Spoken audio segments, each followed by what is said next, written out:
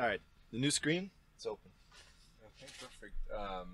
Whores and the blowjobs. That was what we were talking about. So you say Wendy's is higher quality than McDonald's or Burger King? Sit right here. No, no, it's okay. Here. You got to sit here.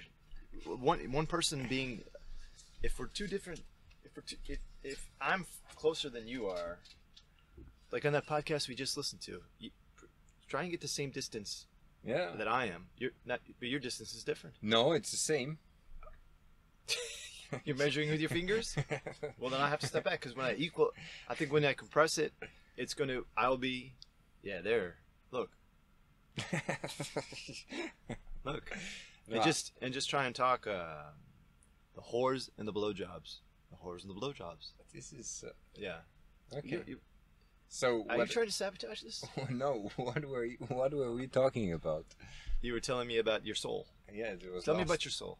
Just tell me about all. No, this. now it's quite normal. But I know it exists. There is something that I think a French a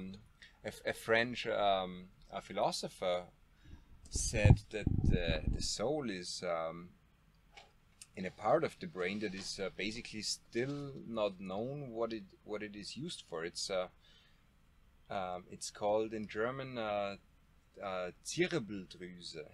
So it's That's the part of the brain. yeah, it's going down here. As scientists, Oh, in the back. In the back. I don't know, but scientists still don't have a clue what it is about. But don't you think all this brain stuff is? Why are they trying to reduce all of these old metaphysical ideas to the brain? It's just this big sloshy piece of. I mean, there's a lot of wet, there's a lot of pink. yeah, but there's a lot of stuff happening in the brain. I have no doubt. I mean, there's a lot of stuff happening all over the place, but No, but it would seem to be reducing. I think to me it reduces But the isn't meaningfulness of man. isn't the use of drugs, which is I think basically also the production or the manipulation of hormones, a proof that this like spiritual experiences can happen by the production or manipulation of hormones? Oh, I agree. But the thing that's interesting about all that is that people say this is what is producing these. We watch the brain during someone taking these drugs, and then all these extraordinary electricity is being fired off, and all this stuff is happening.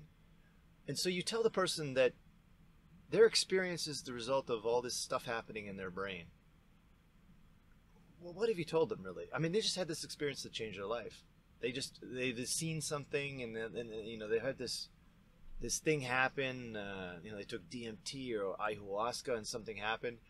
A scientist could tell them all day that really what was happening was these neurons were doing this, and there was a neurotransmitter that fired here, and this part of the brain we detect this things. It controls this.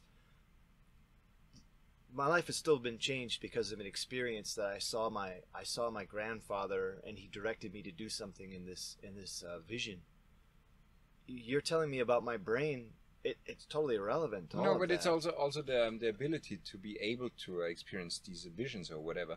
Nowadays, people are maybe too far away from getting these experiences, so they have to use additional things like these things you mentioned, ayahuasca, DMT, whatever, to be able to experience. But I think the people that are using ayahuasca and DMT are people who think that the scientific explanation of the brain study is less important than the real having the experience.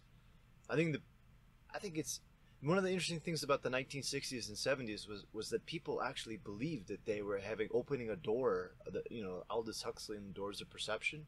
They believed that they were having true religious experiences and that they were contacting a spirit world, and these things were really happening.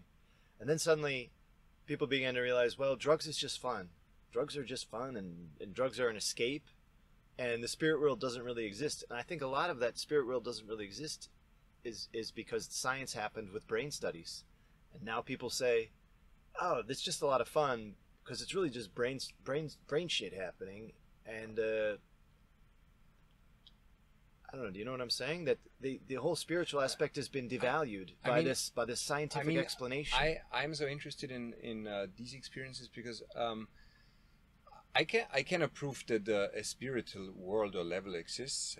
But what I believe is because once I lost my soul, which sounds funny, I know. I know it is, but it's not funny. I know that you really did. But when I was in this state, something was completely missing, and it felt so weird. Actually, I mean, I cannot even say that it felt weird because I did not feel anything. It was just very strange that you don't feel anything actually, but you just knew something is completely missing, and because of this experience, the inability to produce hormones, whatever that is feeling you as a human being, I can imagine that there are possibilities, or that there is something like a spiritual level. And I'm also aware that probably I grew up in a too rational time to be able to access or to have access to these spiritual levels. But I still believe in it because I don't have proof that it exists, but I believe that it exists because I've experienced the opposite. So all of my doors were locked or were blocked, and that's the reason why I want to find out how it is to open other doors. But it's interesting that for you, this thing that happened to you physically with not being able to feel, it was a spiritual soul thing, and it wasn't someone saying, "Oh, well, your brain is not functioning right," or, you know, it's if I break my arm and I look at my arm, well, my arm doesn't work because it's broken in half. I guess your response wasn't my brain has been broken in some way. It was my soul. You know, obviously, if my arm is broken, I don't think that I have a problem with my soul. I mean, how do you define soul? I define soul that it's the production and working hormones, neurons, transmitters, whatever. And this was not working properly. But you think your soul? You think your soul is a physical thing? The soul is something that got a name from people probably in the West. Probably this word, the soul, does not even exist. Maybe it's called spirit in other languages or whatever. But I think it can be measured by nowadays with modern technology, by the production or manipulation of hormones, whatever. But you felt this as a physical crisis or a spiritual crisis? It was both. I mean, it was because you seem to be saying the soul is a physical thing. So, what do you? If you believe in an other world and doors and all this stuff, then you think that's all physical? I don't necessarily believe in other worlds and doors. I just believe that there is different kinds of consciousness, which we cannot feel or don't have access anymore to them. I don't know. It's very. I'm wondering. I guess I'm wondering is if you have this physical, but if you break everything down to brains and to all of this stuff, which they want to break everything down to, they literally want to reduce all of life to a bunch of brain functions. Yeah, I mean, basically, your broken arm is the pain that you feel here is basically in your brain. It's not here. I know they can tell me that all the time. You can tell me that all the time, but the experience of pain. You can tell me where the pain is being communicated, and you know, if they cut this little thing here, I would no longer feel pain, but I would still have the broken arm. Yeah. And I just wouldn't be feeling the pain anymore. But you haven't changed the experience of the pain and what it does to me and how I act and respond to it, and your body not working right or something not working right. The world changes for you, and all these things change for you, and to reduce it to just some brain shit. It doesn't make me feel better. It doesn't give me confidence that the problem can be solved or that I'm hopeful. And in fact, if you were to say that all of these depressions and all these problems that people have could be treated and could be something with some physical response, and they are saying this. They're basically saying this depression can be treated with any kind of drug and all this stuff because we're just going to change the brain chemistry. But it doesn't seem to have worked. I think the crisis is deeper than a physical one, and I don't want to say that there's a physical world and a non-physical world, because I think that you're missing the point right there. I think actually the idea that you would say that a soul is physical, actually that kind of makes sense in a way. That the spirit and the body are both intertwined, and that there aren't actually two different things at all. It's just a mistake of language. This is what Wittgenstein, in fact, would say. He'd say, well, you can't really, you're having a silly argument, really, because you're just caught up in language problems, and in fact are not addressing something. You'd like to address something, but you're not addressing it. And also you're speaking in your second language, and so, but in any case, my point though is you have had this experience, and I know you've had this experience because you were very honest about it. I trust you, and so I was trying to understand the experience better. I still am. But what's interesting is that you felt better when what happened? One day? It was slow? No, of course it was a very slow treatment. So, for example, treating depressions or other psychological problems with medicine, this is a treatment of symptoms. It's not a treatment of the actual problem.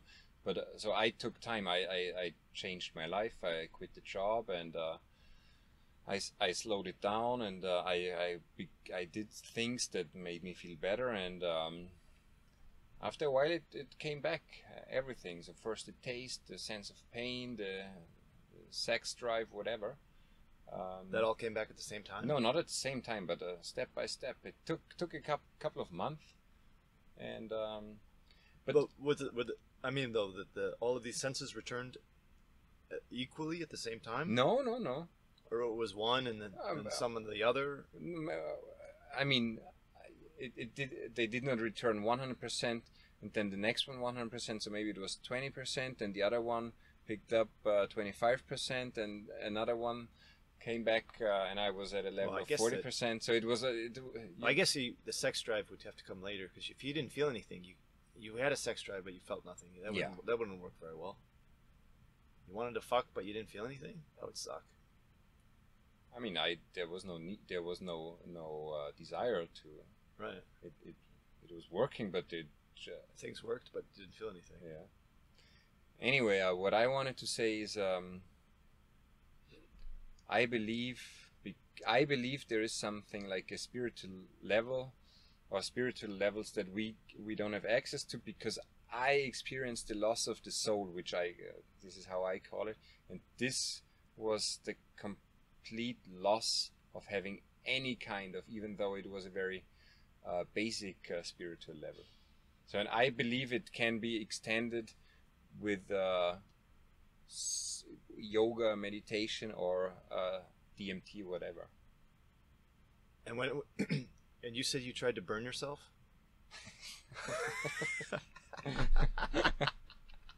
No, really?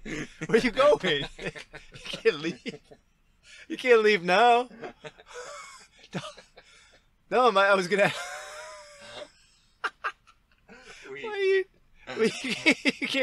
You can't run away to the front seat.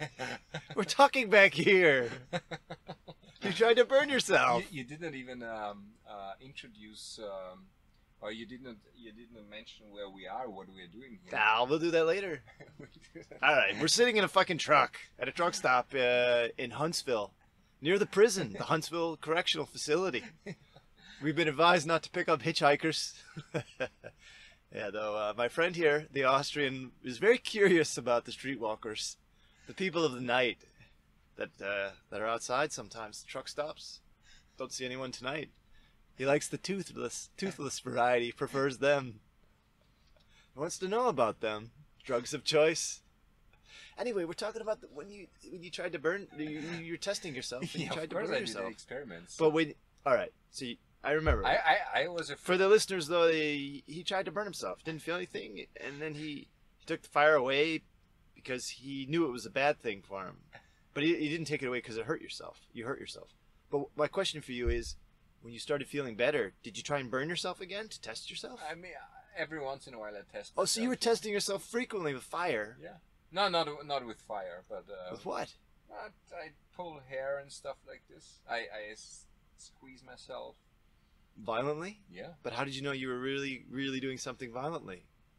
I mean, you could tell. You knew what would hurt. Yeah. You never left any marks on yourself. yeah, I did. I mean, during Some scars? no, but during this time, for example, Come over here so we can hear you. Everyone wants to hear it's this. getting hot. It's getting hot again. It's getting hot again. Yeah. It's because you're talking about fire.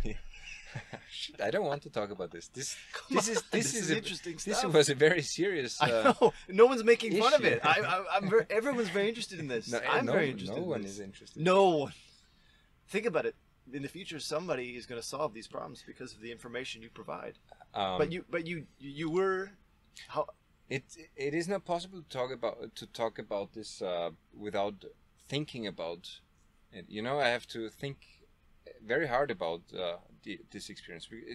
For me, it's remember it exactly because for me it's not imaginable right now when I feel okay or when I feel like a normal person to think back and how it felt not to have a soul. You should close these. Yeah. I mean, a lot of imagine there's people listening to this conversation. Imagine. Well, that truck guy could have been listening. Yeah. Although his truck was on, that's what we're. There's a reefer over there. This refrigerated truck makes a lot of noise. Cocksucker. That's why I moved over. We moved over one space, so now we don't have to hear it. Yeah. But we still hear it. I mean, anyway, we had to close those little hatches. But so you can't.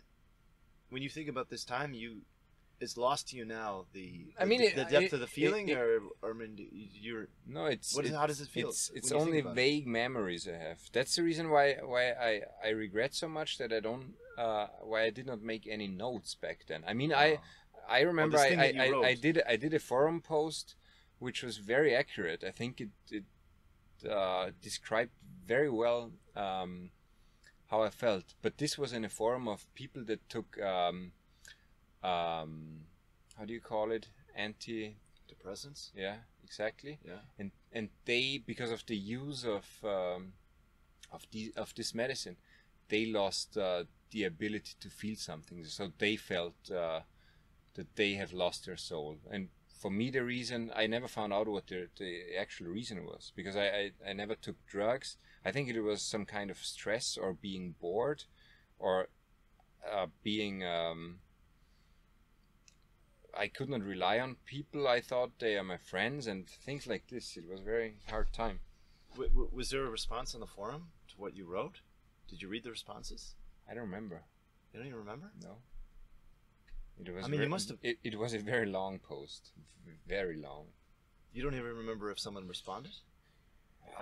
Probably, but because their dysfunction of having any kind of feeling was based on the usage of medicine. They could not. For them, it was probably difficult to answer to my questions. Oh, so perhaps it was not even related. No, but I mean, I just knew that the sensation was related, but the causes were not. But what I want, but for me, it was another signal or sign that when you cannot feel anything at all, because also you have to imagine it was I could not fear anything. So, for example, if somebody told me, okay, your whole family is dying right now, it would not have made a difference. So it wasn't just physical. No, it was not only physical. It was everything. So it was sexual, spiritual, physical. And you couldn't get angry. You couldn't get angry. Do you have no. responses? That's another thing. So normally when you go to the metro, and you know it's 6 minutes, then you think, oh fuck, why is it 6 minutes again? I need to go to work. And it was 6 minutes, and the wait is 6 minutes. Because in where I come from, you're supposed to wait 3 or 4 minutes maximum. So you get impatient normally. That's also part of the Austrian mentality. You have to know we are impatient. We want everything to run on time, run smoothly. And so when things like this happened, because I observed everything, how I respond to situations, and it did not matter at all. People, because I was working with people at a front desk, and they were complaining, and they were blaming me for the company's mistakes, it did not matter anymore, because there was just this invisible wall protecting me from bad feelings, or from any feeling. Actually, I did not have. It was I think it was very necessary that I did not feel anything at this moment, because it was kind of protection. But this protection also had or led to the problem that I could not feel the good things either. Mm. Mm-hmm.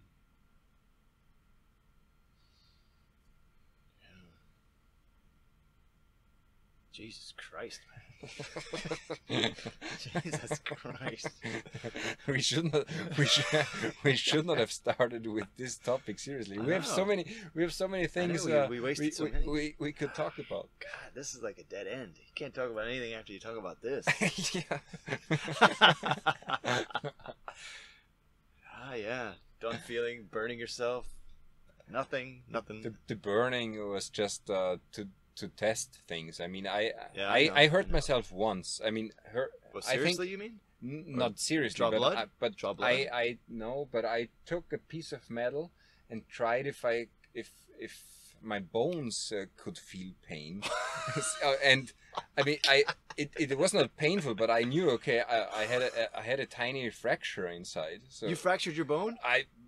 I think so. I mean, I don't know. I did not do an X-ray, but I just could feel. I mean, I did not feel pain, but I could feel, okay, That something bad had happened. Yeah, something bad happened. Holy shit! Oh my And god! and vodka. I cannot handle vodka. It's very strong for me. So my whole body shivers, and it's like, oh, holy shit. And But now you could drink vodka? no, during this time I could drink it. I had a big glass of full with vodka, and I could drink it without feeling anything. So Could you get drunk? no, I don't know. I did not try this, because that would have been probably a little bit stupid, because I did not know. Because at this time I thought it's some neurological problem. I also did an MRI, and You thought maybe the alcohol could yeah. do something to your brain if you already had a problem.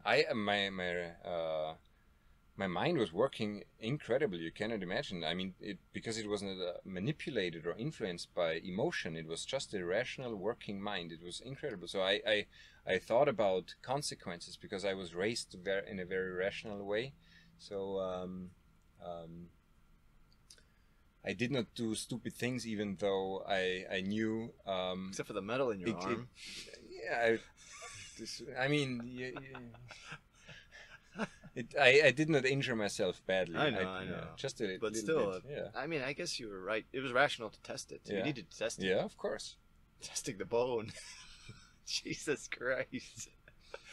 Oh man, I didn't. Yeah, I remember you told me about this period, but. But maybe you should read the book again about this guy in Patagonia. Where was he? Where he got back his eyesight again? What? There was this author. Bruce Chatwin. Yeah. The one I told you about. Yeah. What were his symptoms? Was it only that he could not see anymore?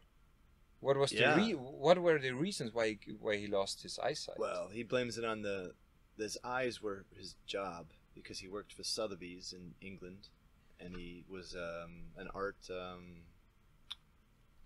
He was an art assessor. He could look at something and he knew it was valuable or it wasn't valuable, and his it was all in the eyes, and he was hired just to look at things, but he didn't like the job and he wanted to leave. But did he have other symptoms, or was it only that the I eyes? don't know. That I don't know. I think I'll have to find it. There's quite a good profile. I think there's a biography about him, and so I get some of this information from a profile that was in the New Yorker just after he died. And I remember reading it in the 90s. There's a great picture of him with a bicycle. Great black and white picture of him with a nice steel frame bicycle, and he was wearing wool. He had wool pants on, wool trousers. That's what they don't call them pants, trousers. Trousers, wearing trousers, wool trousers. And he looked very elegant and very British. Everything was natural and wonderful. Of course, he was getting gang banged by African guys covered in AIDS. AIDS infected semen. He liked that. that's what caused his death. And he lied about that. He said he was dying of a strange Chinese fungus or something. Even though he was dying of AIDS, he died in the south of France of AIDS, but it was kept total secret. His wife knew he liked to get buggered in the behind, but others did not know. He kept it a secret, I guess, and then he had AIDS eventually. It was I mean, maybe the Chinese fungus was the reason why he died. Oh, you know, he wanted to keep it exotic. No, but exotic, HIV or AIDS at the end is a not working immune system problem. Right. So the immune. You're saying that the fungus might have killed him anyway? Yeah, exactly. No, I mean, no. The fungus appeared because his immune system didn't work anymore. Yeah, but it's not true. There was no fungus. It was just this exotic. No, because dying of fungus is a very common. For AIDS people? Yes. Oh. So it's either bacterial or it's. Yeah, but I think in this case, fungal. it wasn't true. I think he died of pneumonia, like a lot of AIDS people. But he had been to China, and I think he had claimed that he liked to live an exotic life. Even the thing that killed him was going to be this strange thing that no one knew anything about, because that's what he was interested in, like finding those dinosaur bones in the cave. That in Patagonia is a great book. It's hated by a lot of people that were involved in the book because he made up things about them. Like there were people that spoke Spanish and he didn't speak Spanish, and he just would put a bunch of words in their mouth and that would be the story. He's got a whole part where he speaks to a guy, an anthropologist or something in Buenos Aires, and I'm not sure that he spoke Spanish well enough ever to understand anything the guy could have possibly said to him. But he quotes the guy all over the place, and then bases a lot of the book on the guy's thoughts. But I think the guy had written a book, so maybe that's how he did it. Anyway, Chatwin was a great liar, which is really a testament. That's a compliment. You can lie that well and make something so wonderful. It's fucking awesome. I mean, if he was just telling the truth, everything would have been very boring. But it's a great book. You have to read it. Mm-hmm. You sure you don't want my copy? I tried to give it to you. I put it on my list. I took a picture, I think. You want to read it in German? Yeah, of course. All right, I understand. But I think you could read it in English quite well. He writes in a very simple style. I want to get most out of books and movies, and I prefer to consume them in my language. It's hard for me to have this conversation. I would love to be able to speak German to you, but most Americans are just too lazy to pick up other languages because they think that's the most important language in the world. It's the greatest fucking country in the world. Yeah. And you're in the greatest fucking state of the greatest country in the world. You're in fucking Texas, motherfucker. You want to go tell someone out here that this place sucks? And you're an idiot for not learning German? Go tell that guy sitting next to us. He'll have some things to say to you. What'd you say, Bar? Oh yeah. No, but maybe I should read the book and maybe I can find out some parallels. Well, he doesn't talk about his eyesight in it at all. In fact, that's actually this whole eyesight thing might have been completely made up by him too. It could be another one of his lies. And when I say he's a liar and I say all this is a compliment. He's a great creative man. But to take everything he's written as fact and everything he says as fact is a mistake. But it certainly is based in fact, or at least the facts that he chose to accept. But it's a great book, and those places are there in Patagonia. You can go to everything in there. That's why it's a good book, especially if you're going to be traveling in Argentina. It really got me. I didn't want to go anywhere in South America. I just wanted to go to Argentina. It was because of that book. Mm. But now of course, Colombia. Well, you know why I went to Colombia? No, but because of Home Depot. Did you know that? No, why? I was working at the Home Depot thing and forklift and overnight and all that, and I was working there, and they laid off everybody from the overnight crew. This was the first thing that happened, because they wanted to save money, and they thought that they could do all of the stocking of the shelves, and forklifts could move stuff during the day when there were customers everywhere. So this would save a lot of money, they thought. But there was so much shit that came in on these trucks and so much stuff, and you need to close all these aisles down to have forklifts moving through and get customers. It was impossible, and we all knew it was impossible to do it because it took us 8 hours or 9 hours of work during the night to be able to put everything back on the shelves, and often we didn't even get everything back on the shelves, and we weren't being slowed down by having customers in the aisles or anything. But anyway, they said everyone would have to start working during the day, but this actually was a loss of job, and I told everybody that they could apply for unemployment and quit. Or they wouldn't be quitting, they could get unemployment. So I took unemployment. So I went home, and when you're a minimum wage worker and then you get a small percentage of your wage as unemployment, it tends to be very small.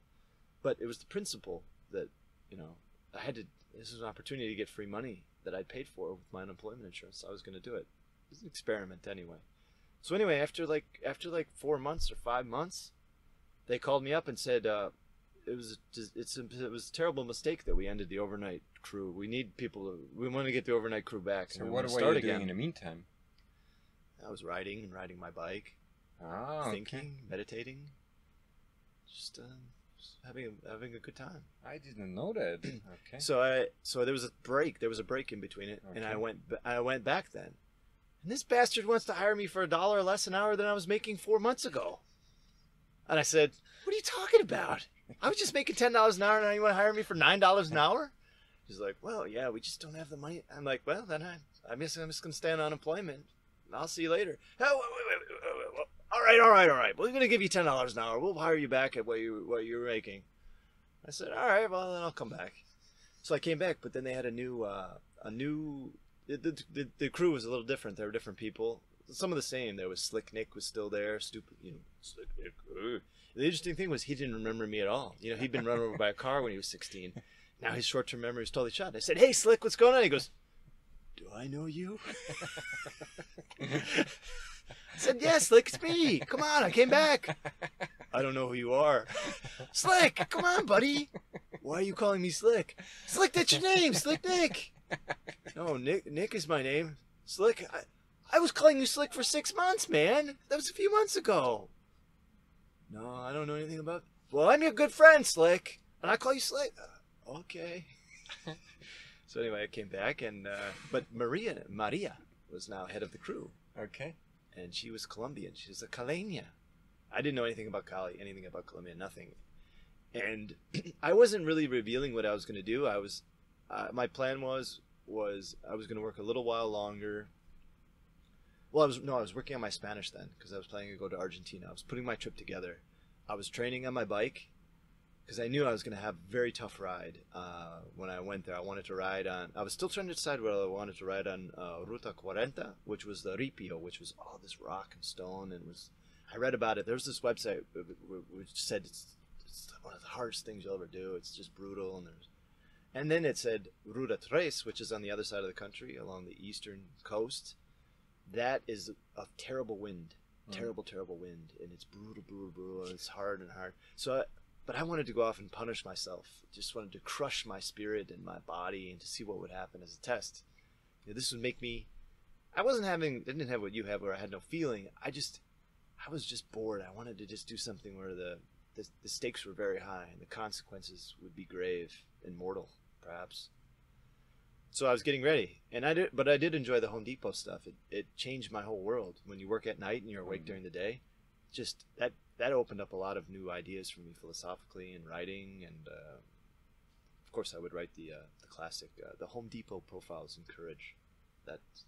We'll talk about that another time. But anyway, it kind of came out that I was going to South America. I think I mentioned it maybe like right before I was thinking about really getting my ticket and everything. And Maria said, "You need to go. It's going to be Christmas soon. You need to go to Cali. Why don't you just go to Cali for this festival, this big feria?" I said, "What's that about?" She said, salsa dancing." And she said, "Oh, the girls are beautiful. They will love you." And I said, "Yeah, but Colombia is like Pablo Escobar, and this is what I'm thinking: cocaine, and you get kidnapped and killed." I mean, every American you tell this to, that's what they think. Probably quite a lot of Europeans do think this. As well. And this was true up until a few years ago. I mean, even then, things were much improved, but still a bit of violence, obviously.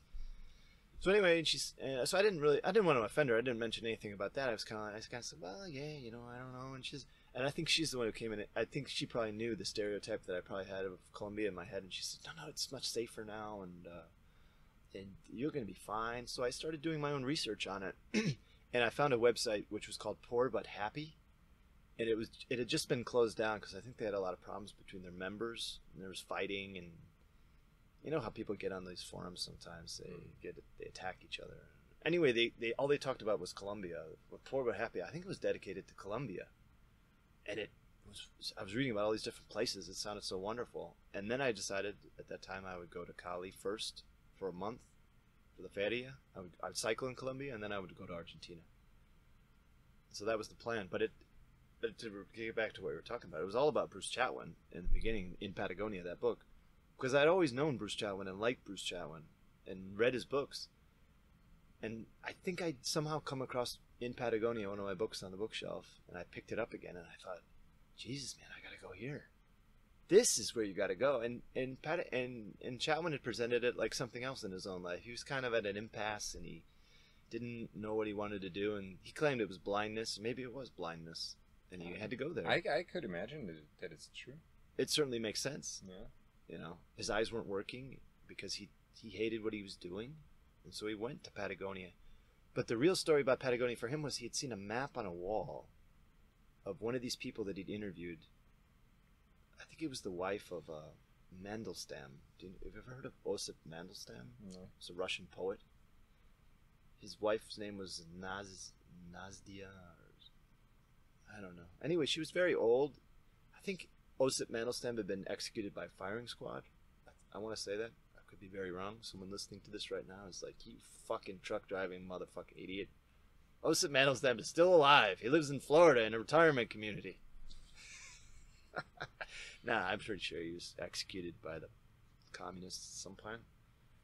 Anyway, so she was alive, and he went to interview her, and she had I could even have her wrong. I could have this whole story wrong, but I know that Chatwin, he interviewed someone, and I think it was her, and on the wall she had a map, and the map was Patagonia. It was just Patagonia.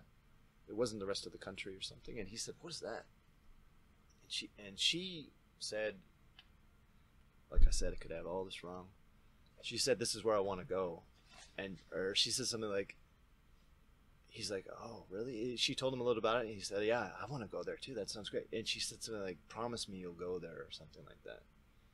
And so then when his eyesight left, he just wrote a note to his boss, I guess, at Sotheby's, and said, "Gone to Patagonia, Bruce." That was it. And he came out of there with his book. When was his first it? book. Late 70s. Okay. And he was probably your age. He's probably 36. Okay. And he was trying to become a writer then. He'd been writing a little bit, and he'd written some articles, and but it was with this Patagonia book that he became this. They call him a travel writer, but he tells so many lies. It's not really travel writing. But he was really interested in nomadism and this word rambling, which I told you about, which is a country music's way of talking about you just keep getting pushed along. You just gotta leave. You get tired of a place, you gotta leave. Gotta keep going. Gotta keep rambling. Gotta keep rambling. That's what he was. And what kind of writer are you? A champion of the working class. I don't know. I write a lot of shit. I don't know. Yeah, I don't know. Different things. You like it. I mean, but you seem to You seem to like particular things I've written more than others. I mean, most stuff I don't understand what you're talking about. Well, that's the philosophy stuff, but the literature stuff you should understand all of it. Yeah, I like this. The Alaska stuff you understand. Yeah. The Home Depot stuff, of course, you really like. Yeah. But I think you realize that you see the difference though between that the Home Depot one doesn't really read like the other ones. It's different, very different, isn't it? Because you try to, because you give the reader the impression that it's actually how it happened. I think you use more slang and the actual words that were used back then at these conversations. Yeah, but I did the same thing in the Alaska book. Yeah, those are all the real words.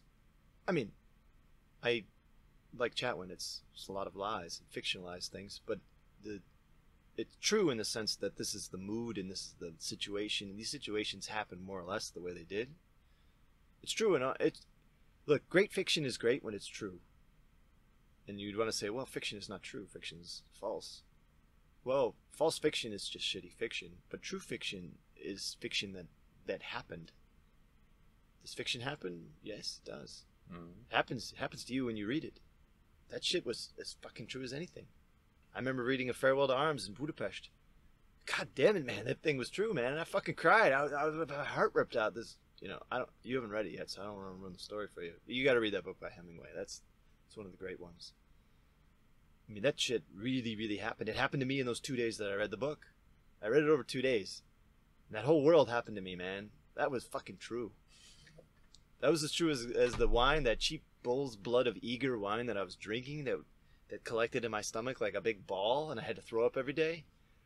And Marianeni would come in with the gyros kenier, the fat that you put on the toast. Give me that with a bottle of wine from her cousin Shandor, and Shekis Fekervar. Oh man, that language is so fucking hard. It is. Anyway, man, that shit was all true. The literature is true, man, but it's also true when you're raw, man. At certain times in your life, if you read certain books of literature, when you're already feeling raw, it just gets in you. Your spirit is raw, you know. You know what I mean? When I say raw, like if you have a wound, you know, it's on your arm. Your spirit can also have something like that, where a wound on your arm is very sensitive. You know, it's something that's not healed. It could become infected. It could be touched. It's sensitive to hot and cold. When your spirit is like that, and you receive something, or like in those moments you meet someone, they could really affect your life. Or a book can really affect your life. Something powerful, you know. People can be powerful. Books can be powerful, whether they're literature or history. It doesn't matter what it is. But that wound is the access point. You know, that if your whole spirit is raw, then man, you better protect yourself, or you better. But I mean, it can be a positive influence. Oh, I mean, this was absolutely positive one. I think I have. If you explain it like this, I think I have a very sensitive, raw spirit. Definitely. Because well, I mean, you're sensitive, but I mean, when you're raw, it's sort of like a wounding, but this wound it opens you up in a way that's but also different. I can enjoy. You can be transformed. I can enjoy or feel literature or music or a movie or whatever. I can enjoy, feel it in a very extreme way. Well, I know you talk about crying. You say you cry. Yeah. I don't know if you want to admit that. Yeah, I don't care. I'm kidding. I know you're comfortable with that. Yeah. I mean, I feel emotional too about some things, but I'm a strong American man, so I try not to. I suppress these things. I wouldn't want someone to catch me crying. But but I appreciate that about you.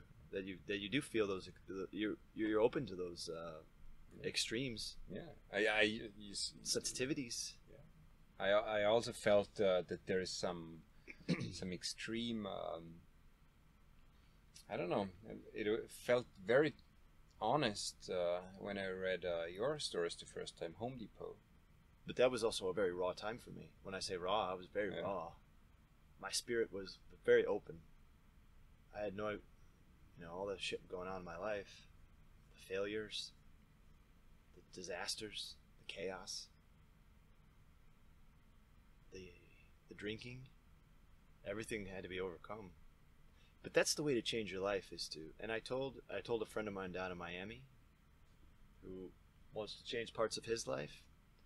Well, he said, it's one thing to say you want to, but it's another thing to actually do it. I was trying to do it, but even when you're trying to do it, it's very hard. But the best way to do it, I found, is you've got to change your whole world.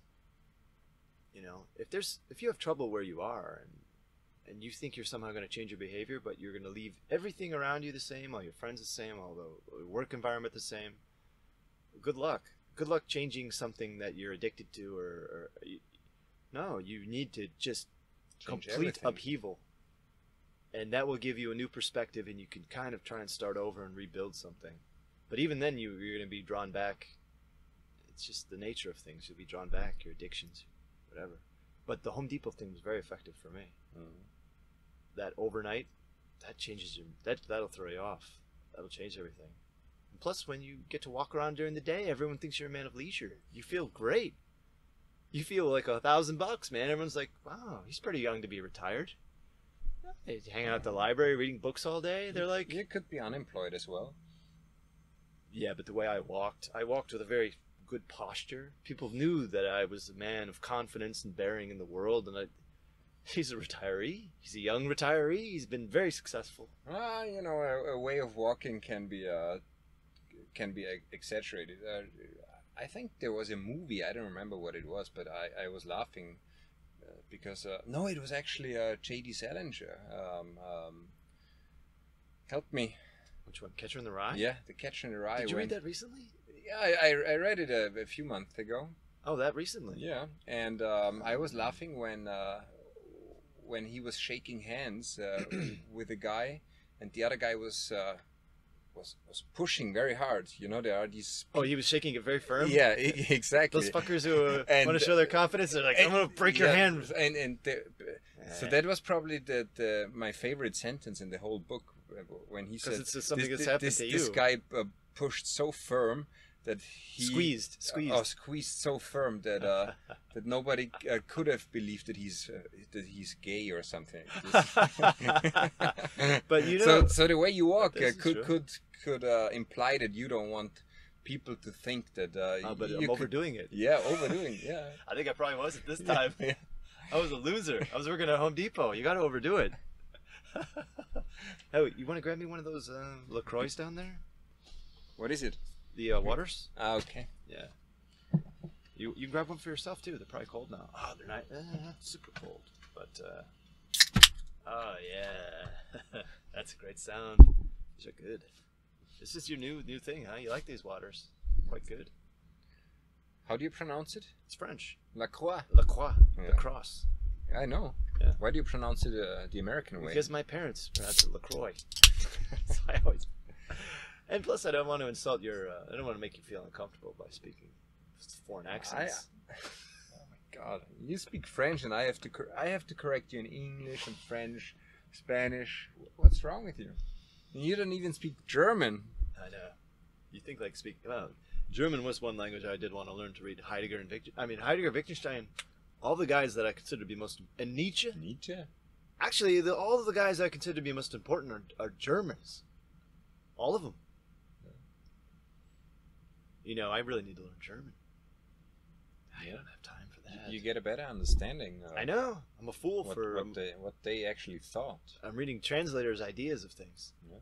Instead of reading the words. But I can't imagine trying to read Heidegger in German. Oh my God. You should try and read him. I mean, that... You thought the Wittgenstein stuff you read was hard. I think the Heidegger stuff... Actually, I mean, I tried Wittgenstein. I know you were going to read it. Traktat.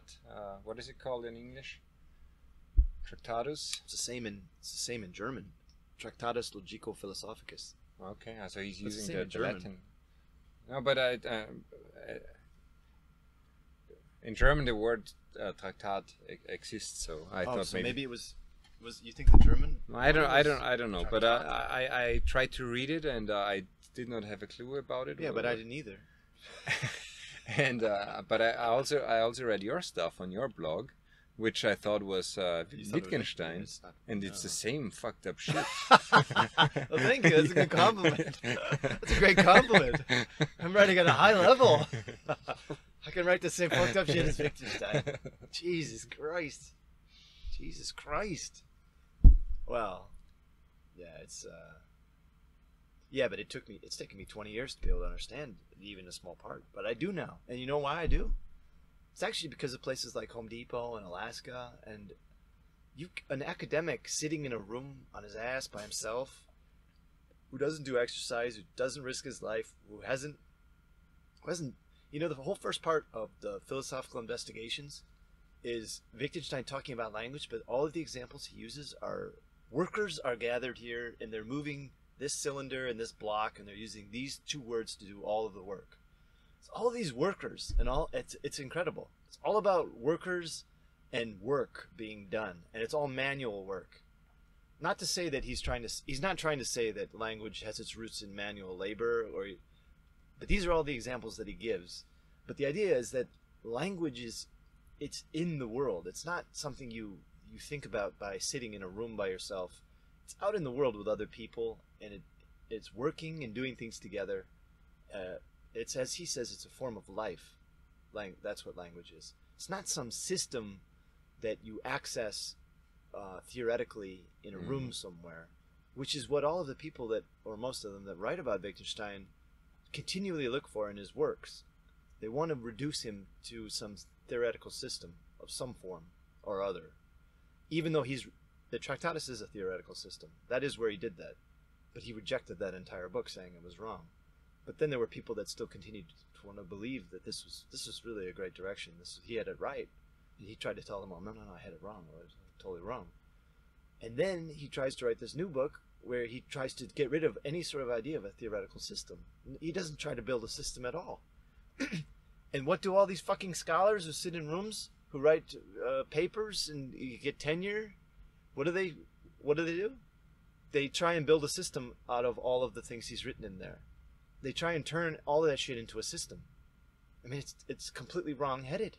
I mean, no wonder he got so angry and was trying to hit people with a fire poker.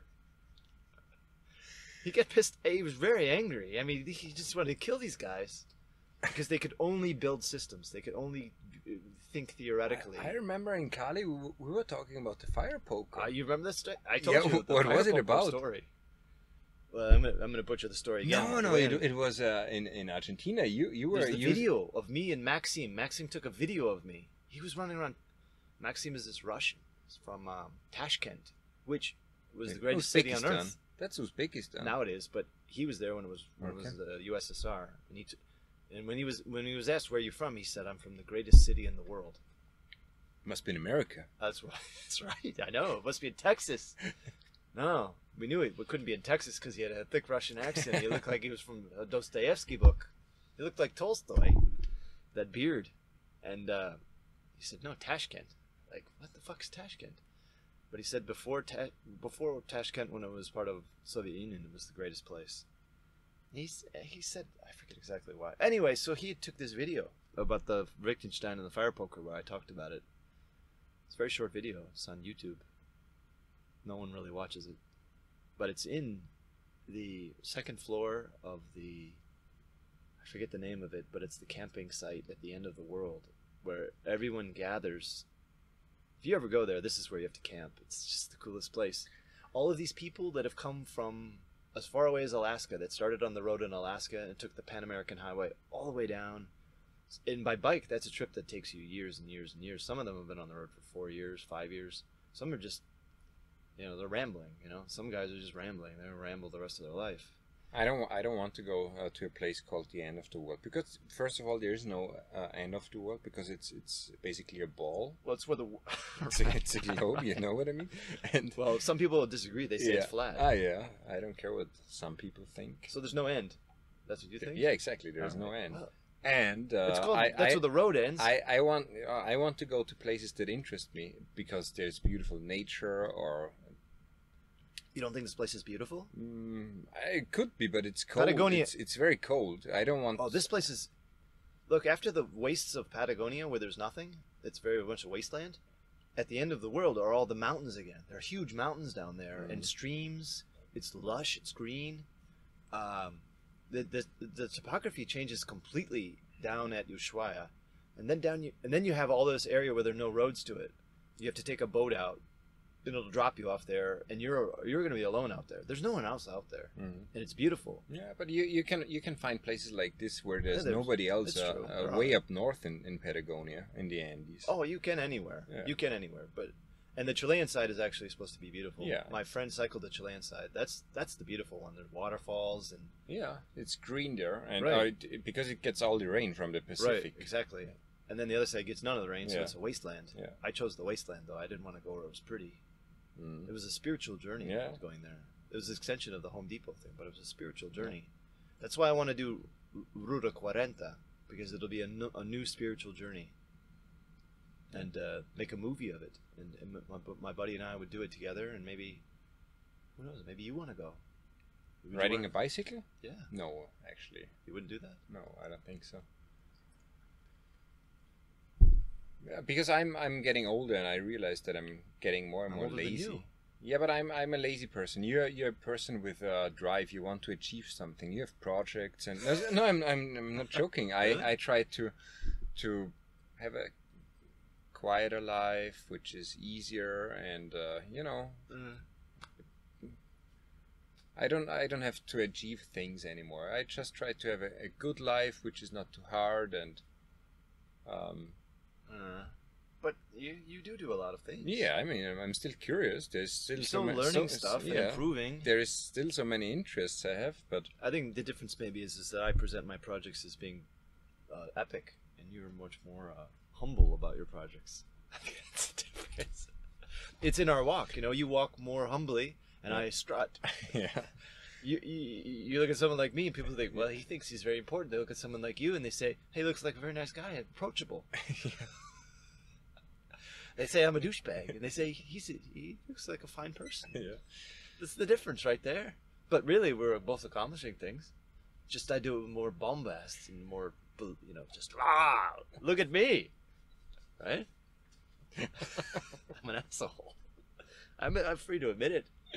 What I'm doing is the greatest shit in the world. But that's the American way, right? The greatest country, it's the greatest state. My shit is the greatest thing. I don't know. Although I don't claim my books are the greatest. I know they're not. They're just very unique. They're not the greatest. The greatest would imply they're very good. They're definitely not the greatest, because first of all, they're short. To be greatest, you have to be long? No, but there needs to be, and yeah, not long, but it's too short. I mean, it's maybe there is maybe I cannot. I don't know. I prefer a novel more over short stories, to be honest. I mean, I like short stories, but well, also the length. It maybe you don't mean so much length, but you mean like it has a beginning and a middle and an end, and it takes you somewhere. I know that there's that criticism of stuff I write, that it's inconclusive. It seems to just start from nowhere and end suddenly. But I think life is like that. I think the imposition of narrative, Western style narrative of, people, if you go to a writing class or something, you'll hear people talk about the arc of a character. The character begins here, and he doesn't really know, and he comes to maturity and understanding, and then he ends somewhere. And the reader gets fulfillment as they follow this path of understanding and knowledge, and they also are learning at the same time as the character, and there's this identification. That is considered to be a powerful story for Western people. But if you look at like Eskimo art and stories, they're completely inconclusive. They start suddenly, they just are abruptly will end, and there's none of this arcing character. I think it's a difference in a narrative time. Maybe this Jose and his linearity and non-linearity, maybe this is what he's talking about. He may be onto something, I don't know. Like he was talking about the linearity thing, about the straight line stuff. Because we tend to think about time that way. We think, even reading a sentence on a page, we read like this, it's directional. I mean, isn't there some language where you read in the opposite direction? I mean, Japanese, isn't it? Yeah. And I think also in Arabic, right? Right, I think something. Yeah. That'll fuck your whole world up, I think, won't it? Yeah. I mean, they started reading the books on the other side, not after the covers. Yeah, it's weird how they turn the pages. They're backwards. They read them backwards. Yeah. I mean, it's not weird. It's for us. It's weird. It's just normal for them. Right. It's normal for them. But imagine how your world. I mean, would they have a word like linearity? I mean, what would that word mean to them? I mean, in Asian languages, they use a lot of English words, for example, because there is no word in their language for the same thing. But they understand already what is or the meaning of a word like this. But they have to use the English word. I think we have to stop now and save. We have to stop. All right. Other topics Well, the maybe we future. have to go to sleep because we have to wake up. What time is it? So you, It's only 8 o'clock. yeah, Is that right? yeah, I should probably sleep a little bit. I'm gonna be exhausted again. yeah. Trying We to drive this fucking truck. We've got 250 miles. No, we got less than that. 3 hours. All right, let's. I'm gonna stop it.